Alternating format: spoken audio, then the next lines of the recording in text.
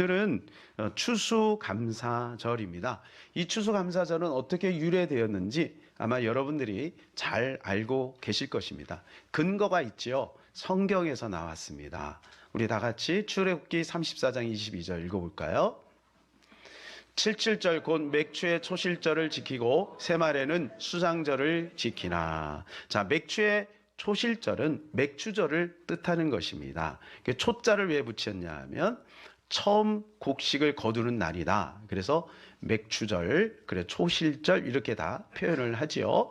그런데 새말, 새자가 뭐냐면 연을 뜻하는 겁니다. 그러니까 연말을 뜻하는 거예요. 1년 동안 하나님이 수확하게 해주신 것 감사해서 하나님 앞에 드리라. 감사절을 드리라. 이런 겁니다. 여러분, 그런데 이게요, 하나님의 명령으로 되어 있어요. 그러니까 하나님이 3대 절기는 꼭 드려야 된다라고 그렇게 말씀을 하셨습니다. 자, 그런데 오늘날 유래된 이 추수감사절은 미국에서 청교도인들이 처음으로 시작을 한 것이죠. 그 이후에 나중에 제정이 됐습니다만은 1620년에 이제 메이플라워를 타고 102명이 종교의 자유를 찾아서 신대륙 미국으로 건너왔습니다. 그때는 미국은 불모지예요. 우리가 이 서부 개척 시대 아시죠? 그러니까 가기가 쉽지가 않은 거죠. 그런데 이들이 오직 하나 종교의 자유 때문에 그곳으로 건너가게 된 겁니다. 무려 63일이라고 하는 이제 기간 동안에 배를 타고 이제 갑니다. 그 가운데 한 명이 죽고 한 명이 태어났어요. 그럼 몇 명이에요? 어렵지 않죠. 네, 102명이죠. 그래 딱 도착을 했는데 63일이 걸쳐 8월 달에 출발을 했는데 도착을 해보니까 이제 11월 달. 그리고 조금 있으면 겨울이잖아요. 그래서 겨울을 지금 나야 되는 상황 가운데 있는데 무려 2개월 안에 반수가 죽어갑니다. 그 다음에 봄에 한 50여 명이 열심히 농사를 시작합니다. 그래서 가을에 하나님의 은혜로 풍성한 수확을 하게 되는 거예요. 그래서 이것을 가지고 이제 하나님 앞에 감사해서 오늘 이 수장절을 이렇게 드리는 거죠. 그러니까 유대인들이 드리는 그러한 의미보다는 조금 더 마을의 축제 형식으로 드리는 거예요. 그래서 주일날 시작해서 3일 동안 했어요. 첫날은 성도들끼리 모여서 하나님 앞에 감사하고 찬양하고 예배하고 기도하는 시간을 하루 종일 가졌대요. 여러분 생각해 보세요. 그렇게 많은 희생과 죽음과 그리고 추위와 그리고 그 수많은 사람들이 먹지 못해서 어려움을 당하고 있을 때 하나님의 은혜로 말미암아서 이렇게 풍성한 수확을 하게 되었으니 얼마나 감사합니까? 그래서 하루 종일 그렇게 하고 둘째 날은 성도의 칠면조, 그리고 감자, 그리고 옥수수 이런 것을 가지고 이제 요리를 해서 성도들끼리 같이 나눠서 먹었어요. 예, 파티를 한 거죠. 그리고 셋째 날은 이제 인디언 그 주변에 있는 원주민들, 인디언들이죠. 인디언들을 초청을 했는데 추장 마사소이트라고 하는 사람을 중심으로 해서 인디안 주민들을 다 초청을 해서 함께 나눴어요. 음식을 같이 나눴어요. 제가 이 말씀을 준비하다가 우리 교회도 내년에 한번 이렇게 하면 어떨까? 추수감사절 때 여러분들이 집에서 뭐 조금씩 음식을 해오는 거죠. 그래서 그것을 가지고 우리 성도들끼리 같이 나누고 또 일부는 조금 옆으로 잘 챙겨놨다가 이 주변에 우리 어르신들이나 이웃들에게 그 음식을 같이 좀 나누는 거죠. 아니면 과일 같은 거 우리가 있잖아요. 그래서 우리가 해마다 과일 가지고 주변의 분들을 이게 섬기기도 했지만 내년에는 조금 더 약간 더 적극적으로 하면 더 좋지 않을까 그런 생각을 해보았습니다. 여러분 좋겠죠, 그죠? 네, 그러니까 이런 의미를 우리가 살려 나가는 것이죠. 자, 이들은요 이렇게 하나님 앞에 감사를 드리면서 제일 먼저 한 것이 뭐냐 하면 교회를 세웠다는 거예요. 두 번째가 학교를 세우고 그 다음에 세 번째 자기 집을 졌어요. 이게 쉽지 않죠, 그죠? 쉽지 않아요. 근데 이들이 건너온 목적은 바로 신앙의 자유를 위해서 온 거기 때문에 어떻게 보면 그들에게는 당연한 것입니다. 그래서 교회에 모여서 예배 드릴 때마다 그들은 얼마나 감격적으로 예배를 드렸을까요? 예, 그런 모습으로 하니까 하나님이 그 처음에 출발을 그렇게 하고 나니까 하나님이 미국이라는 땅을 축복하셨어요. 그래서 뭐 여러 가지 많은 것이 있지만 일단은 경제적인 분야에 있어서 부분에 있어서는 뭐 미국을 좋아하는 사람도 있고 싫어하는 사람도 있겠지만은 경제적인 부분에 있어서는 미국이 엄청난 복을 받았죠. 그래서 지금 전 세계 GDP의 30%가 미국에서 나온다는 거 아니에요? 그래서 세계 경제권의 40%를 쥐락펴락하는 거예요. 그래서 미국에서 재채기를 하면 우리가 독감에 걸린다는 거예요. 지금 실제적으로 벌어지고 있는 아니겠어요? 거기서 금리를 계속해서 올리니까 우리나라도 지금 경제가 굉장히 어렵고 물가도 오르고 계속 인플레이션이 되지 않습니까? 이러한 것들은 우리가 부인할 수가 없는 거죠. 어쨌든 하나님께서는요, 이 청교도 처음에 추수감사를 드리면서 하나님 앞에 드렸던 그 믿음의 그 결단과 행위들을 하나님이 기억하신 거예요. 사랑하는 여러분, 하나님은 인격입니다.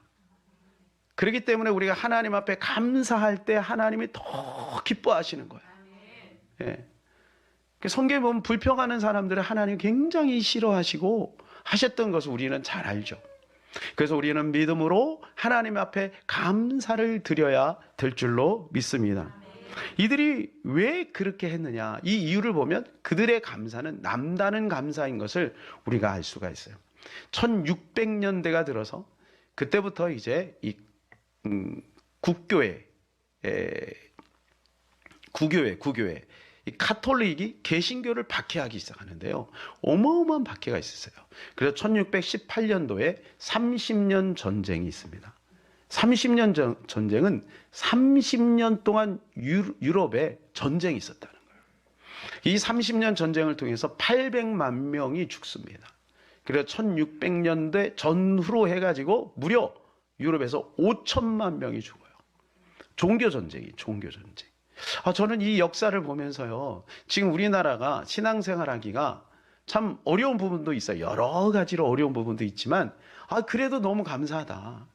이렇게 마음 놓고 예배할 수 있고, 그죠? 마음 놓고 전도할 수 있어서 너무너무 감사하다. 만약에 그 시대에 태어나면요, 와, 지금 생각만 해도 끔찍하죠. 그렇죠? 우리도 메이플라워를 주문을 해야 되는 거예요. 하나님은 이러한 모습을 통해서 기뻐하셨는데, 오늘 본문에 보게 되면 사도 바울이 이 감사의 능력을 알고 이 골로새 교인들에게 감사할 것을 당부하는 것을 보게 됩니다. 사도 바울이 옥중서신을 4개를 썼습니다. 여러분 혹시 기억하세요? 제가 말씀드릴게요. 에베소서, 빌립보, 골로새, 빌레몬서. 이렇게 옥중서신, 이게 다 로마 감옥에서 쓴 것입니다. 자, 그런데 특이한 것은 뭐냐면 에베소서의 내용은 뭐냐면 그리스도의 충만이에요. 그리스도가 너희들을 충만케 하신다. 이걸 말씀하는 거죠. 빌립보서는 기쁨이에요. 기쁨. 주 안에서 내가 다시 말하노니 기뻐하라. 그리고 골로새서는 뭐냐면 감사하라는 거예요. 감옥에서 어떻게 그런 편지를 쓸 수 있을까요? 본인이 고통스럽고 본인이 힘들다고 하면, 물론 상황은 그렇습니다만은, 그러나 사도 바울은 그 가운데 진정한 기쁨과 또 진정한 감사가 있었다는 것이죠. 우리가 잘 아는 대로 사도행전 16장에 보게 되면 빌립보 감옥에 사도 바울이 갇혔을 때 그는 이렇게 하죠. 두들겨 맞고 몸이 만신창이가 됐음에도 불구하고 바울과 실라는 감옥에서 하나님을 찬송을 해요. 그때 옥문이 열리고 기적이 나타나지 않습니까? 사랑하는 여러분, 우리가 그런 역경과 환난과 그런 어려움 속에 있을 때 하나님 앞에 감사하면 하나님이 기적을 베풀어 주실 줄로 믿습니다. 여러분, 내가 힘들고 어려울 때는요, 감사가 자꾸 소멸되는 거예요. 근데 사도 바울을 한번 생각해 보세요. 다른 것도 아니에요. 내일 때문에 그런 것도 아니고 복음 증거하다가 감옥에 들어갔는데 어떻게 그렇게 감사할 수가 있겠어요? 사도 바울은 이 기쁨과 감사의 전문가입니다. 그래서 사도 바울이 골로새 교인들에게 이야기하는 거예요. 너희들 감사하려면 이렇게 해라. 그래서 오늘 세 가지를 이야기해 주고 있는데요. 하나씩 한번 살펴볼까요? 첫 번째는 뭐냐? 그리스도의 평강이 주장하게 하라. 따라서 해볼까요? 그리스도의 평강이 주장하게 하라. 그리스도의 평강이 너희에게 주장되면 너희는 감사할 수밖에 없다는 거예요. 자, 15절을 읽읍시다. 그리스도의 평강이 너희 마음을 주장하게 하라. 너희는 평강을 위하여 한 몸으로 부르심을 받았나니 너희는 또한 감사하는 자가 되라. 자, 그리스도의 평강이라고 할 때 이 평강이 무엇일까요? 평강은 우리가 잘 아는 대로 구약의 히브리어는 샬롬이고요. 지금은 헬라어잖아요. 에이레네, 평강, 피스, 평강이에요. 그럼 이 평강은 하나님으로부터 오는 것이죠. 이 평강이 너희 마음을 주장하게 하라. 주장한다는 것은 다스리게 하라. 그거예요. 지배를 받아라. 여러분, 우리는 무엇인가의 지배를 받습니다. 어떤 사람은 돈의 지배를 받는 사람이 있고요. 돈이 가는데 마음이 가는 거죠. 어떤 사람은 사람에게 지배받는 사람이 있어요. 늘 사람의 종이 돼서 사람이 끄는 대로 다녀요. 어떤 사람은 자기 욕심의 지배를 받는 사람이 있어요. 이 안에 막 욕심이 날마다 자기를 여기저기로 끌고 다니는 거죠. 그런데 오늘 사도 바울은 너희가 진정한 감사를 드리려면 그리스도의 평강이 주장하게 해야 된다. 그리스도의 평강이 너희의 영혼을 압도하게 만들어라. 부활하신 후에 예수님이 제자들을 찾아가서 첫 일성이 뭐냐면 평강입니다. 요한복음 20장 19절입니다. 이날 곧 안식 후 첫날 저녁 때에 제자들이 유대인들을 두려워하여 모인 곳에 문을 닫았더니 예수께서 오사 가운데 서서 이르시되 너희에게 평강이 있을지어다. 평강이 있을지어다. 이렇게 선포하십니다. 제자들은 지금 두려워서 벌벌 떨고 있을 때 예수님이 부활하신 다음에, 여러분, 예수님은 지금 부활하셨다는 것은 뭐냐면 이게 영화체, 영화. 육신의 몸을 입고 있을 때는 이 땅의 근심, 걱정, 그러한 것들이 육신의 몸을 입고 있는 예수님에게도 영향을 미쳤지만 지금은 영화의 단계에 있는 거예요. 이 영화의 단계에 천국에서 오셔서 지금 제자들에게 하시는 말씀이에요. 너희에게 평강이 있을지어다. 이렇게 말씀하고 있습니다. 여러분, 오늘 저는 여러분들에게 이렇게 선포합니다. 여러분의 마음에 하나님의 평강이 가득하시기를 축복합니다. 골로새 교회는 지금 사실은 평강할 수가 없는 상태예요. 왜냐하면 이단들이요, 이 골로새 교회를 지금 집중적으로 공격하고 있거든요. 인간의 철학, 천사 숭배, 그리고 할례 받아야 구원받는다라고 하는 잘못된 논리를 가지고 교회를 지금 뒤흔들고 있는 겁니다. 꼭 하나님만이 다야? 인간도 이성 있잖아. 문화를 만들고 합리성 있잖아. 그러니까 이 인간의 이 철학을 가지고 교회를 막 들어오는 거예요. 여러분, 오늘날과 같지 않습니까? 지금 오늘날 지금 많은 교회가 흔들리는 이유 중에 하나가 바로 여기에 있는 거예요. 처음에 르네상스가 바로 거기서 시작이 된 거 아니겠어요? 예, 문예 부흥 운동. 그래서 인간의 가지고 있는 가치를 높이고 인권을 높이고 인간의 이성을 활성화시켜서 하나님의 절대성, 그거 너무 피곤하다는 거죠. 성의 자유, 성의 해방, 이걸 갖자는 거예요. 그렇게 하면서 지금까지 오면서 결국은 유럽이 어떻게 됐어요? 초토화돼 버렸어요. 여러분, 그래서 조심해야 돼요. 작은 생각 하나가 뿌리를 흔드는 거예요. 기도해서 분별해서 우리가 잘 믿음으로 극복해 나가야 될 줄로 믿습니다. 꼭 믿음으로 구원을 받는 거냐? 꼭 예수의 공로로 구원은 아니다. 할례로 구원을 받는 것이다. 자기들의 의의를 드러내는 것이죠. 선민사상. 우리만이 할례를 받아야 구원을 받는 거 아니냐? 그러니까 할례를 받아야 된다. 그리고 기적을 바라는 거예요. 천사 숭배. 그죠? 천사가 기적을 나타내니까. 그래서 천사의 모형을 만들어 놓고 그림을 놓고 천사를 숭배하는 거예요. 여러분, 오늘날 교회 안에도 알게 모르게 너무나도 많은 우상들이 교회 안에 들어와 있음을 봅니다. 그래갖고요, 우리의 마음을 뒤흔들어서 잘못된 가치관으로 인해서 우리가 온전한 신앙생활을 하지 못하게 방해하고 있다는 거예요. 세상에 나가면 어떻습니까? 세상의 가치관들이 끊임없이 우리 젊은이들의 마음을 혼란스럽게 하는 거예요. 저는 오늘 우리 청년들이 많이 있는데 이 청년들이 이 자리에 있는 것만 해도 하나님의 은혜고 기적인 줄로 믿습니다. 예, 놀라운 은혜인 것입니다. 그래서 이럴수록 더 우리 청년들은 믿음의 줄기를 잘 붙들고 믿음으로 나아갔으면 좋겠습니다. 여러분, 이런 가운데요, 지금 정치, 경제, 사회문화 여러 가지 면에 있어서 지금 우리를 혼란스럽게 할 때 여러분, 거기에 우리가 흔들리면 안 돼요. 물론 우리가 정치적인 관심도 가져야 되겠습니다. 물론 여러 가지 이슈에 대해서 우리가 관심도 가져야 되겠습니다. 그러면 잘못하면 스텝이 꼬여요. 그래서 그리스도의 평강을 놓치게 되면 어떻게 되냐? 감사를 잊어버리게 만드는 거예요. 감사를 잊어버려요. 여러분, 그 어떤 세력도 그리스도의 평강을 우리 안에서 빼앗지 못하도록 하시기를 축복합니다. 밖에 아무리 비바람이 불어도 우리가 조용한 찻집에서 차를 마시듯이, 그죠? 그래서 밖에를 보면서 우리가 기도하고 이런 모습이 우리 가운데 있기를 바라요. 그리스도의 평강이 우리를 주장하면 우리는 진정한 감사를 드릴 수가 있습니다. 두 번째는 그리스도의 말씀이 우리를 주장하게 하라는 거야. 따라서 그리스도의 말씀이 우리를 주장하게 하자. 우리 16절을 읽겠습니다.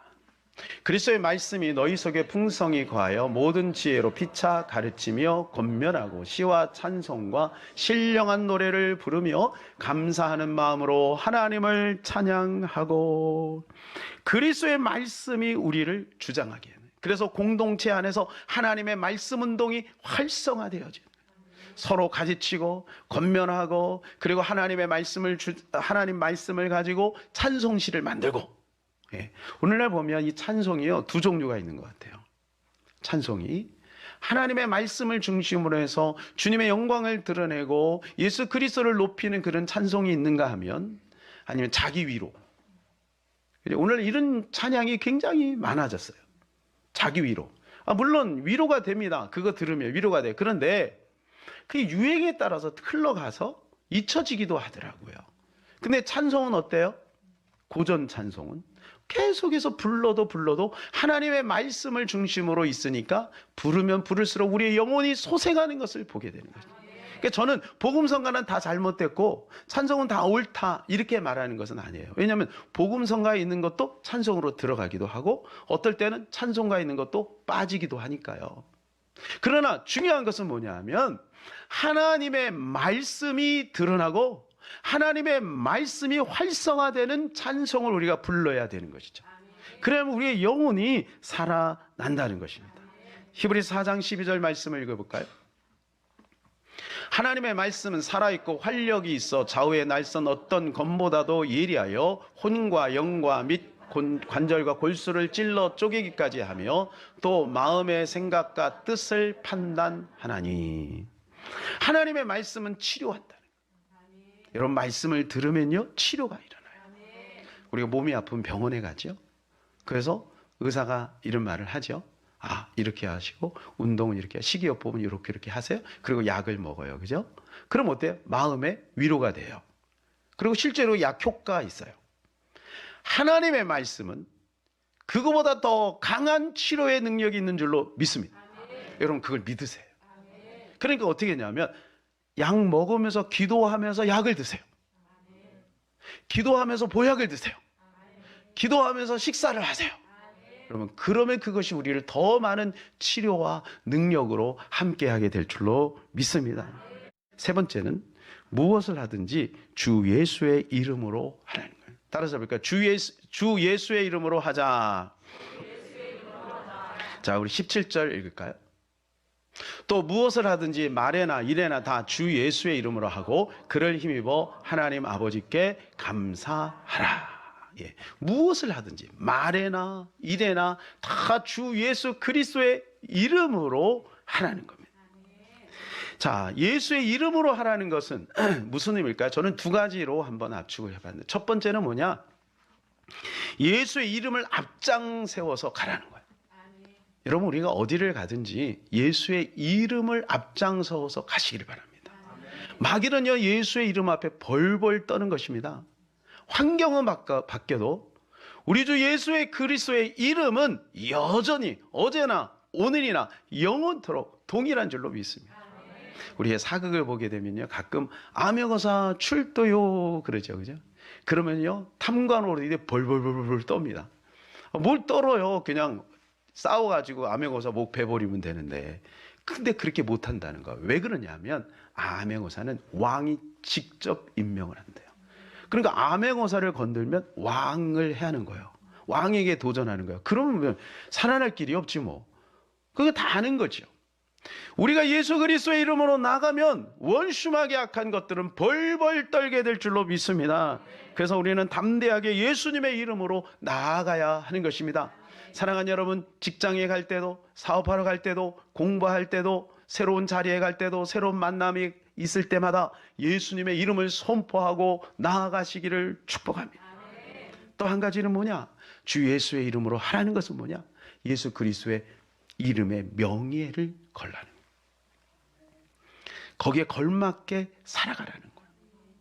알렉산더 여러분 아시죠? 헬라의 대왕이잖아요, 그죠? 젊은 나이에 전 세계를 지배했던 대왕이에요. 그런데 이가 종종 직접 신문을 하는 경우가 있었대요. 아주 그냥 꼴통인 병사가 하나 있어요. 그래서 최종 신문을 하는 가운데 그에게 이렇게 질문을 했습니다. 내 이름이 뭐냐? 알렉산더입니다. 병사 이름도 알렉산더였나 봐. 그런데 이게 말썽꾸러기라. 또 물어봅니다. 내 이름이 뭐냐? 알렉산더입니다. 세 번째 또 물어봐. 내 이름이 무엇이냐? 알렉산더입니다. 이 말이에요. 알렉산더가 왜 그러냐 이거예요. 네가 알렉산더인데 왜 네가 이러냐? 그러면서 그가 이렇게 얘기했어요. 너는 내가 지은 죄만큼 벌을 받도록 하라. 그리고 이름을 바꾸든지 현실을 고치든지 선택하도록 하라. 그리고 아무도 이제부터는 내 이름 알렉산더를 자기 이름으로 사용할 수 없다 선포했어요. 자기 이름에 명예가 있다는 거예요. 자기 이름의 명예. 여러분, 예수 그리스도도 마찬가지죠. 그래서 마태복음 7장에 보게 되면요, 주님의 이름으로 귀신을 쫓아내고 능력을 행했는데 주님 모른다요. 뭔가 능력은 나타났는데 주님은 모른대. 왜요? 아마 그가 예수님의 이름을 적절하게 사용해서 능력이 나타났는지는 모르지만 주님의 이름의 명예를 실추시킨 것 같아요. 여러분, 예수님의 이름을 가장 많이 쓰는 사람이 목사예요. 제가 이 말씀을 준비하면서 예수님의 이름을 잘 써야 되겠다. 우리 기독교인들이 밖에 나가서 욕을 먹는 이유가 뭐냐면 예수님의 이름이 걸려있기 때문에 그래요. 사람들이 그걸 아는 거예요. 그래서 우리가 믿음으로, 은혜로, 말씀으로 그렇게 양보하면서 용서하면서 살아가야 될 줄로 믿습니다. 여러분, 그러나 한 가지 당부의 말씀드리면 예수님의 이름의 명예를 지켜야 되니까 예수님의 이름을 함부로 쓰면 안 되지. 그래갖고 예수님의 이름을 생략해버리면 안 돼요. 여러분, 예수님의 이름을 쓰세요. 대신 거기에 걸맞는 사람이 되려고 노력하시면 될 줄로 믿습니다. 예수님의 이름에는 어마어마한 권세가 있어요. 빌립보서 2장 10절입니다. 하늘에 있는 자들과 땅에 있는 자들과 땅 아래에 있는 자들로 모든 무릎을 예수의 이름에 꿇게 하시고, 마태복음 28장 16절에 20절에 보면 하늘과 땅의 모든 권세를 내게 주셨다 그랬어요. 여러분의 예수의 이름의 권세는 어마어마한 것입니다. 담대하게 예수님의 이름을 선포하고 예수님의 이름으로 나갈 때 우리 가운데 감사가 넘쳐나게 될 줄로 믿습니다. 결론입니다. 우리는 진정 감사해야 돼요. 이 청교도인들처럼. 어떻게 보면요, 청교도인들이 그렇게 감사할 수 있었던 건 엄청난 핍박과 환난이 있었기 때문이 아닐까요? 그렇다면 여러분, 지금 어려움을 당하고 있는 분이 있나요? 그것이 오히려 우리에게 감사거리를 제공해 줄 수도 있지 않겠습니까? 조금 더 인내하시고 주님을 바라보시기를 바랍니다. 하나님이 그것을 통해서 우리의 감사를 증폭시키는 역사가 나타나게 될 줄로 믿습니다.